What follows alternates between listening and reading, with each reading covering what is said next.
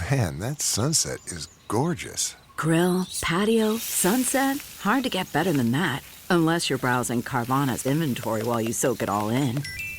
Oh, burger time. So sit back, get comfortable. Carvana's got thousands of cars under $20,000 just waiting for you. I could stay here forever. Carvana, where car buying meets comfort, meets convenience. Download the app or visit Carvana.com today. That's not just the sound of that first sip of Morning Joe. It's the sound of someone shopping for a car on Carvana from the comfort of home. That's a good blend. It's time to take it easy, like answering some easy questions to get pre-qualified for a car in minutes. Talk about starting the morning right. Just like customizing your terms so your car fits your budget. Visit Carvana.com or download the app to experience car shopping the way it should be. Convenient, comfortable. Broadway's My Beat, from Times Square to Columbus Circle, the gaudiest, the most violent, the lonesomest mile in the world.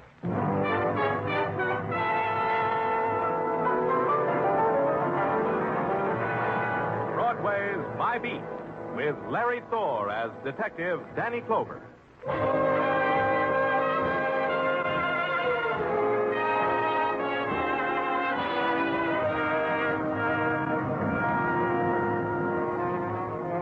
Broadway. It's a bet you make against the dealers at night, on the blood red of neon, on the black of the searching wind. And the circle spins, a whirlpool of gleaming laughter and splintered whispers, of shrieking steel and the silence of stone. You pray for a win, but it's no good. The red pays off in stained hands, and the black with dust in your mouth. That's how it falls on Broadway. My Beat.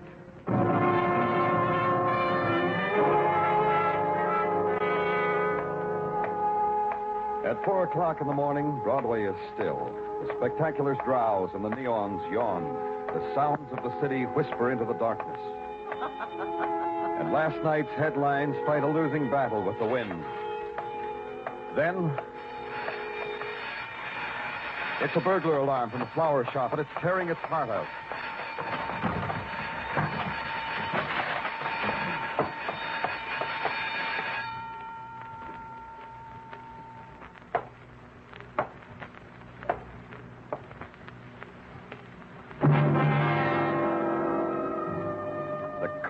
Winking light of the florist's sign found her face, then lost it in the shadows, then found it again. She sat primly in a wicker chair through which garlands of camellias and shining green leaves had been woven. Her hand had been pricked by the thorn of a rose she held. And when the lights found her eyes again, they were mocking and sly. Hey, what's going on here, huh? Oh, hi, Danny. What makes? I heard a burglar alarm. Someone tripped it on their way out the back door. Oh, and left this dame here to heist rose petals? Patrolman Meshikoff, do something for me. Sure, Danny. Want me to book her? Call homicide. Tell them there's been a murder.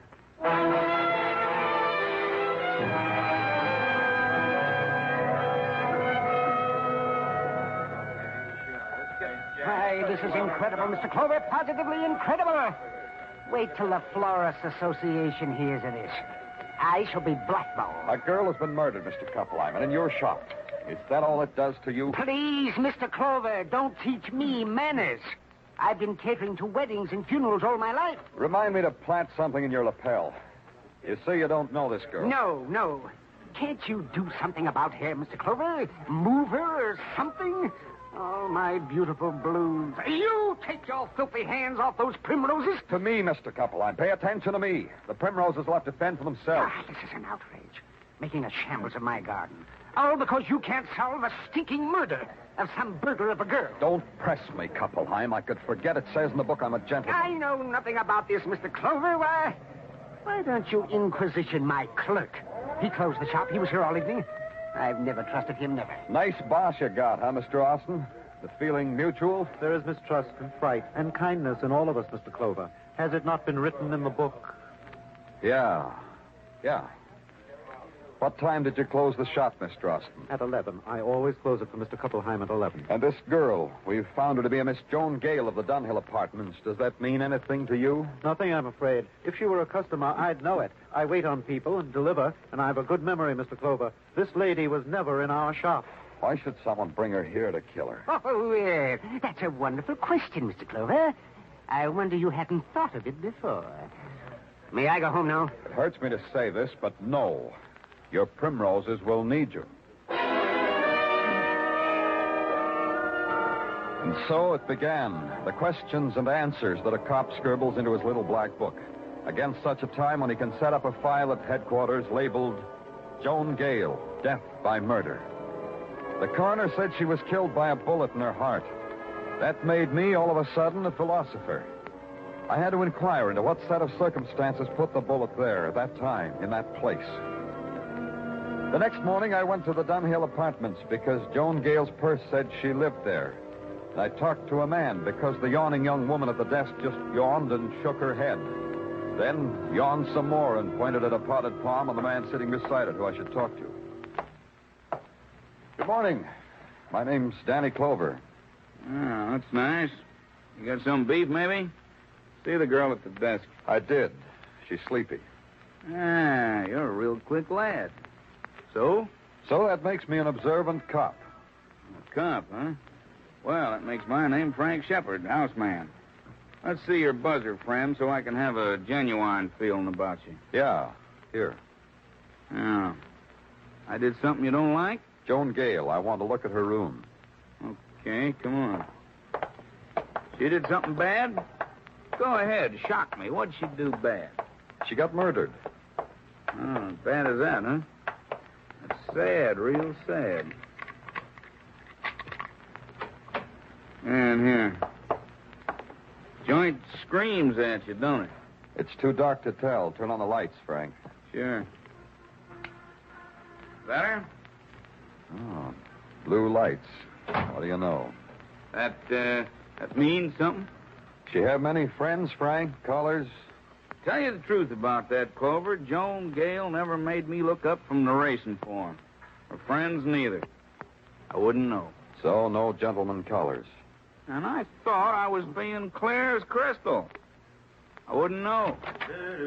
Who are you? All right, rummy outside. You want to give this policeman a bad impression of Dunhill Apartments?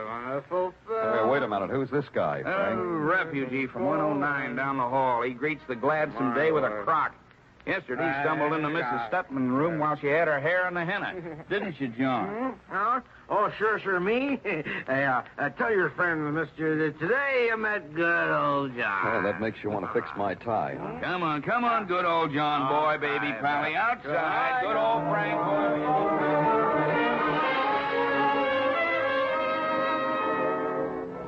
I watched old Frank Boy push his Pally on his face into Pally's home in 109. Then Frank Boy came back and was the model of a house stick with the economy-size helping hand. We searched Joan Gale's apartment, found a lot of things. Things that pieced together the life of Joan Gale by night and by day. Things that made Frank Boy all happy inside. But there was nothing that added up to her dying in a bed of cut flowers. Back at headquarters, there were more fragments, more scraps of a woman's life. Sergeant Tartaglia offered them to me. This is Joan Gale, Danny. She had a slight record in Scranton, PA. For disturbances of the peace, for questioning, for, you know, Danny. Yeah, the alibis of Kuppelheim and his clerk, Roy Austin. You had them checked? Oh, yeah, Danny, sure. It's just like this Mr. Kuppelheim and Mr. Austin told you. Kuppelheim was in the sack. The clerk, Roy Austin, closed up Kuppelheim's flower shop at 11 o'clock. Went home. To the knowledge of his landlord, did not leave the premises till you rousted him out of bed to question him at said Kuppelheim's flower shop. How do you figure, Tartaglia? You know, I'm glad you asked me, Danny, because I got a theory. Now, the way I picture this whole crime... Oh, Tartaglia, pardon me. Surely, Danny. Go right ahead. Thank you. Danny Clover speaking. They told me you were handling the Joan Gale murder, Mr. Clover. I believe I can help you with it. Who is this? Mrs. Amelia Ripley, 1219 Smedley Place, in Forest Hills, Mr. Clover. I can expect you immediately? Yes. Thank you, Mr. Clover. Now, as I was saying, Danny, my theory... Keep it on ice, Tartaglia. I'll come back for it.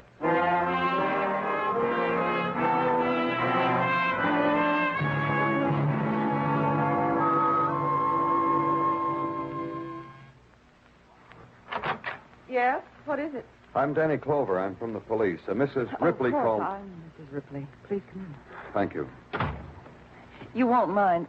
Well, that is, I hope you won't mind if we sit in the kitchen and talk. Not at all. This way. You see, it's the maid's day off, and I'm cooking. A hollandaise sauce on the stove, batter in the mixmaster. Oh, looks about done. It's the sauce that needs attention. Sit here, Mr. Clover. Thanks. You said something about Joan Gale, Mrs. Ripley. I never saw her in my life, Mr. Clover. But I knew her. I don't understand it. Have a cup of coffee, Mr. Clover. I knew her because my husband knew her. Oh, I see. Of course you don't see. My husband sees her, then comes home to me. He comes home and strokes my hair and calls me wonderful names that I thought he'd forgotten. And he kisses me. Mrs. Ripley. I found out about Joan Gale months ago.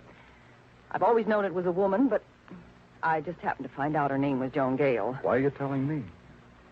Revenge is a funny word to be coming out of a housewife's mouth, isn't it? My husband is mixed up with a woman who's been murdered. I wonder whether I'm going to laugh or cry at what he suffers for it. It's important to me to know which I'll do. Pardon me. Where's your husband now, Mrs. Ripley? He called a few minutes ago. He said he was at his place of business. The Ripley shoe distributing business on East 37th. Oh, thanks, Mrs. Ripley. I'll talk to him. Well, I'll show you to the door. I think I'm glad I talked to you, Mr. Clover. Oh, you did the right thing. This your husband? This picture on the bookcase? Yes, that's John. Good old John, he likes to call himself. Why, Mr. Clover? Does he drink? Why do you ask? But, no, he doesn't drink. I'll say that for him. He doesn't touch a drop. Mm-hmm. Mr. Clover, it looks bad for John, doesn't it? It's possible that he killed the girl, isn't it?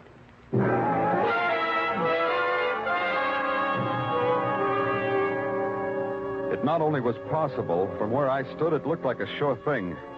The picture of a John Ripley on the bookcase was the same good old drunken John who had tried to tie my tie in Joan Gale's apartment. The same drunken John who never drank, his wife said. I had to ask him about a little thing like that. About a lot of little things.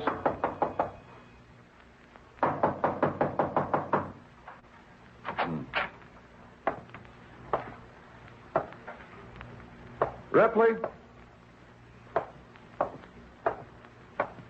Ripley?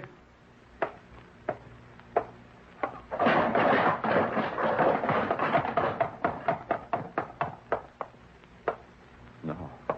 Oh, no. The shoe boxes of the Ripley shoe distributing business lay in a crazy, wanton pattern around the body of John Ripley. On his face was a loose, embarrassed grin, as if he were ashamed of his clumsiness, ashamed of not knowing how to handle shoe boxes, ashamed of his torn coat, his torn body, of the blood that crowded through the bullet hole in his chest. Now there was nothing to ask of good old John. Nothing. Nothing at all.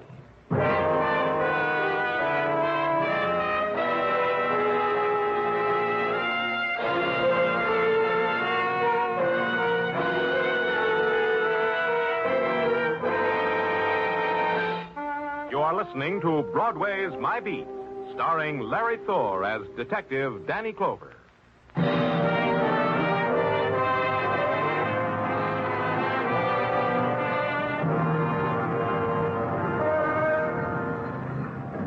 Broadway is a place that can get happy about a lot of things. A wrestler from Argentina who walks on his hands and wrestles with his feet. The honeymoon of Tess Trueheart. And a couple of murders served piping hot for dinner reading. It's the diet Broadway likes. It's a fine way to get fat. My part of it was serving up a few crumbs to the gentlemen in the press room. An arrest is expected momentarily, I told them, and dared them to make 6 paragraphs out of that. They did, and it came out saying the police had no idea who the killer was. Or, as Sergeant Tartaglia phrased it, Danny, I don't have no idea who the killer is. well, the last time I talked to you, Tartaglia, you said you had a theory about who killed Joan Gale and Mr. Ripley. Danny, I got a confession to make. Confession, huh? You killed him? Oh, no, Danny. I had a theory, and I put it down on paper and added and subtracted, and the answer comes out that they killed each other. Only they died 12 hours apart. That's interesting. How did you arrive at that? Well, you see, Danny... you got company, Danny. I've got to see you right away, Mr. Clover. Oh, come in. Roy Austin, isn't it? Have a chair, Mr. Austin. Thank you. Thank you very much. Danny... Don't go to Taglia. This is Mr. Austin. He's the clerk at Keppelheim's flower shop. Hi, Mr. Austin. How do you do? What can I do for you, Mr. Austin? I want you police to protect me. Yes, I demand it. Why, are you afraid of something? You would be, too. Here, read this. It was slipped under my door at my rooming house. Huh? Dear Roy Austin, make no plans, Mr. Austin, because you will die within a day. Who'd want to write you a note like this?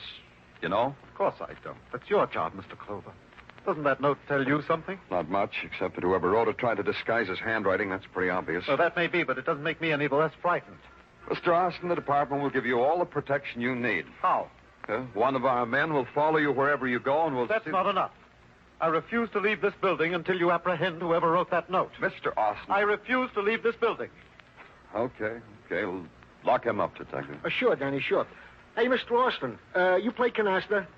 Idiot's delight. Oh, a new game, huh? Well, maybe you can teach me. Where you going, Danny? To the Dunhill Apartments. There's a house detective there I got to see. Maybe he can teach me.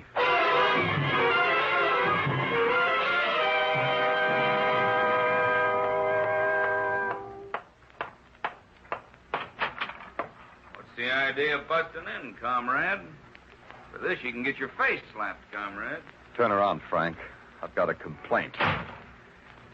I said turn your merry-go-round chair around. The man with the buzzer. No offense, Clover. It's just I don't like things sneaking up behind my back. Complaint? Yeah, big complaint. You. I'm a cooperative kind of louse, Clover, but not that cooperative. Explain it to me first.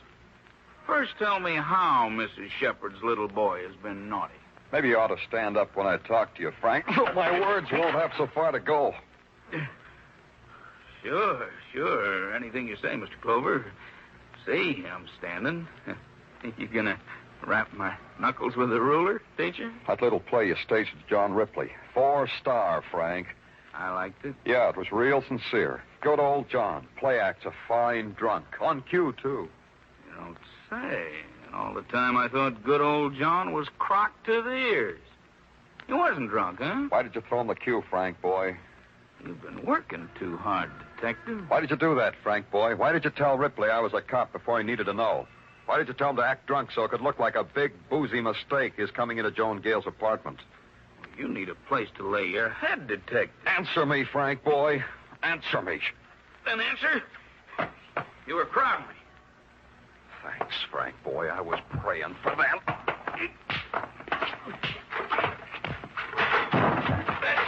That's enough. You didn't ask me my question, Frank. You saw a chance for blackmail, didn't you? Big, fat blackmail. I told you Joan Gale had been murdered. You knew John Ripley was her boy, so you arranged the act. Did he pay off before he was murdered, Frank, because you were so nice to him? Ripley murdered? News to you, Frank? Cross my heart, hope to die. I didn't know about it. Had nothing to do with it. What you had to do with Frank. Tell me about that. It was like you say. Ripley was slipping me a little gratuity all along because he didn't want nobody to know about the Gale thing. When she was killed, the price went up for gratuities. That's all. Did you get it? Yeah, from his wife. He didn't have it with him that night you was here. He called his wife. She paid me off, took him home. Don't tease me, Frank, boy. Oh, I swear it on a stack. She took him home. The last time I saw Ripley, his wife was scratching his eyes out, and he was crying. On my honor, Danny. Yeah. Get up off the floor, Frank. I want you to look nice for the boys at headquarters.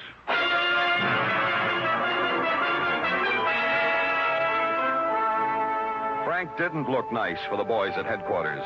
A guy like that could spend 3 hours with a barber, then dress in custom-tailored clothes, and still he wouldn't look nice. Before I left headquarters, I looked in on the canasta game between Tartaglia and Roy Austin, then took a ride up to the housewife, Mrs. Ripley. I couldn't make up my mind whether to be sorry for her. I wasn't sure whether she had anything to be sorry about. I suppose you expected to see me in tears, Mr. Clover. I wasn't sure. Just how do you feel about your husband's death? Relieved, I think. Clean. If you've got any conscience about lying to policemen, you've got to feel some remorse, too. And you lied. You didn't tell me about paying blackmail and bringing your husband home. I didn't tell you, so I didn't lie. We can group it under the general heading. Maybe this will do something to you, Miss Ripley. You're in a lot of trouble. How? How am I in trouble? You're a murder suspect. Oh, you'd be surprised, Mrs. Ripley. We've had other coffee drinkers murder people.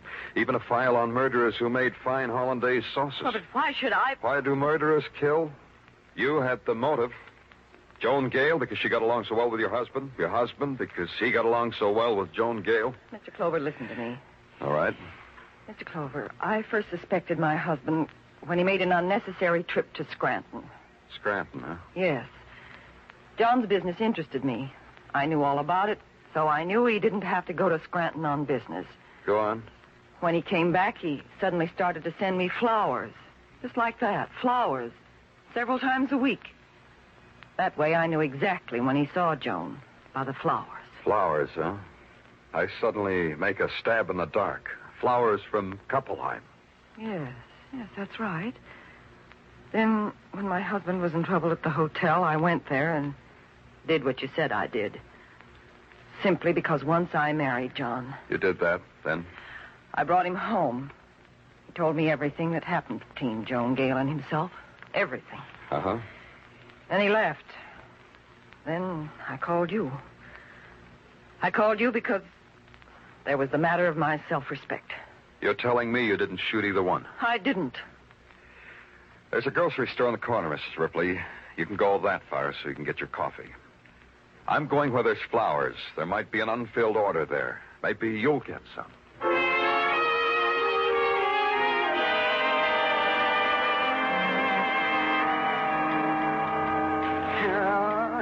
Heavens have brought me enough torment, Mr. Clover. My heart bleeds for you, Kuppelheim. Put those pedals down and talk. Gosh, it's no good. You've upset me so. A coming-out corsage. Just massacred.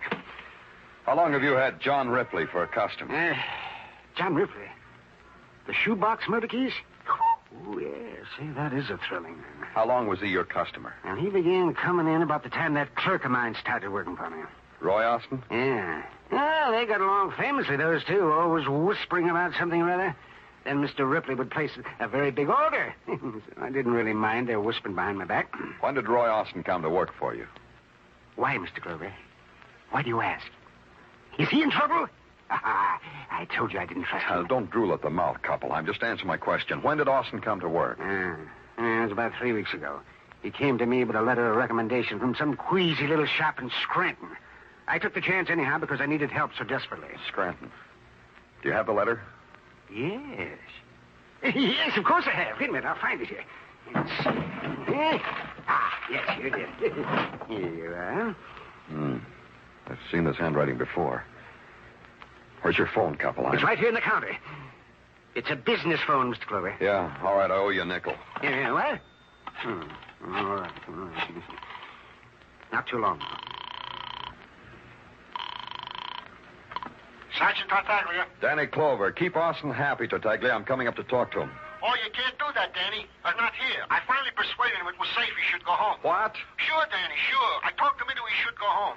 Took a lot of my most clever ruses, but I finally convinced him.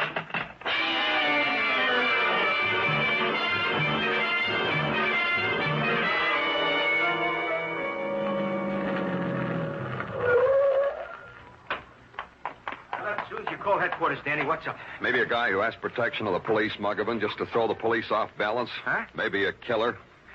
Let's go, this corner house. Hey, Danny, look. Guy just jumped off the fire escape. Hey, that's him, Muggavan. Come on. In the alley. Drop him. No, I'll fire over his head.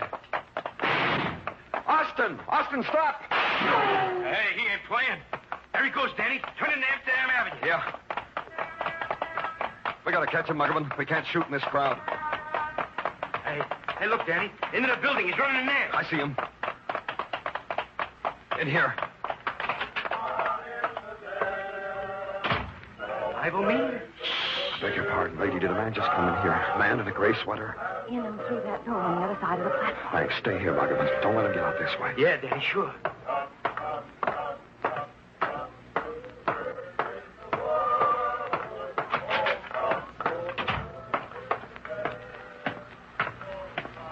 Austin! I'm up here, Mr. Clover. Somewhere here in the darkness. Think you can find me before I kill you?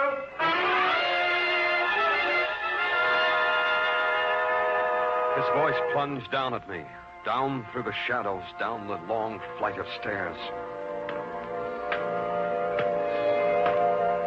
Roy was in darkness. That was the advantage he had. Every other step I took was lit up by the screaming light of a big electric sign flashing "Revival Tonight." It shouted through the window, "Revival Tonight." Still alive, Mr. Clover? I'm still alive. All in one piece, Mr. Clover. For how long, Roy?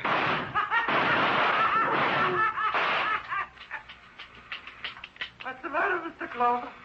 Out of bullet? Not a trick, is it? Because it'll do you no good. Come down, Roy. My gun's empty. Come to me, Mr. Clover. Up these stairs. Come to me.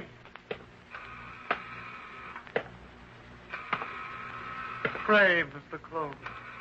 Pray for salvation.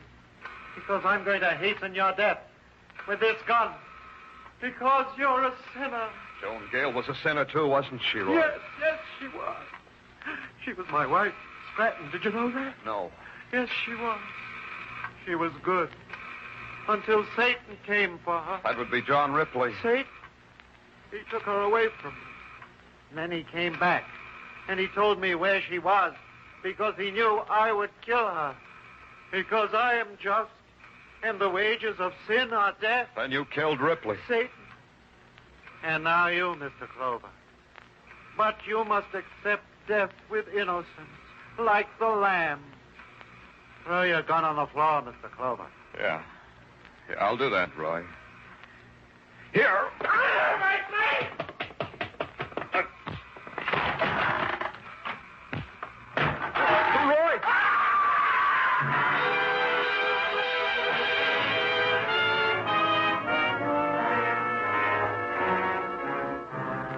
When I got to him, he was dead.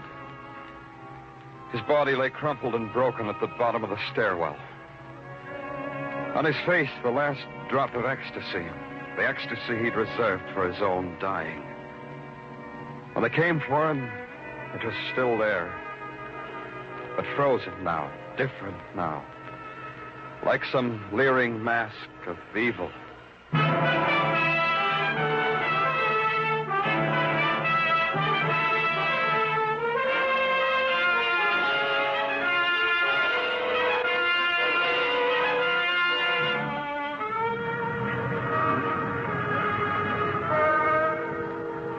The night slips over Broadway like a black silk stocking splashed with sequins. And Broadway is as flashy as a showgirl on an after-theater date. But it'll be daytime in a few hours, and Broadway will wear a sleazy house dress and stand on street corners, screaming. Day or night, it wears any face you look for. It's Broadway, my beat.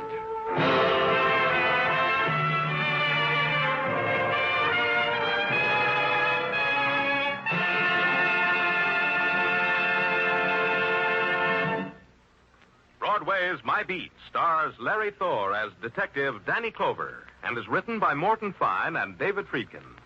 The musical score was composed by Alexander Courage and conducted by Wilbur Hatch, and the program was produced and directed by Elliott Lewis. The cast tonight included Charles Calvert, Irene Tedrow, Jerry Hausner, Howard McNear, Edgar Barrier, Herb Vigran, and Jack Crucian.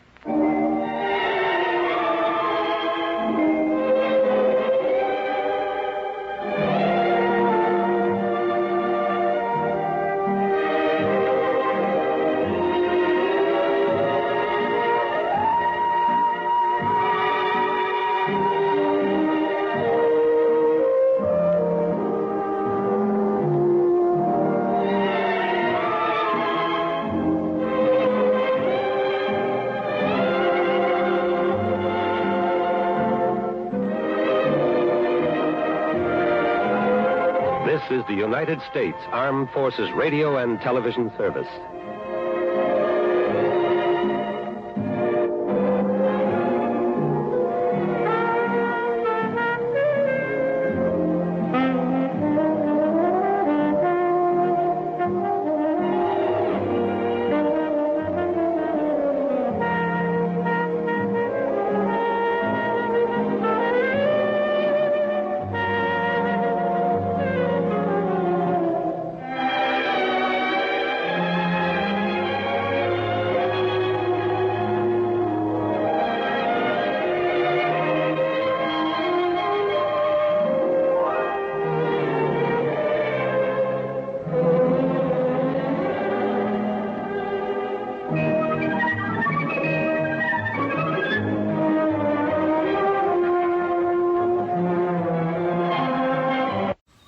Man, that sunset is gorgeous. Grill, patio, sunset. Hard to get better than that. Unless you're browsing Carvana's inventory while you soak it all in.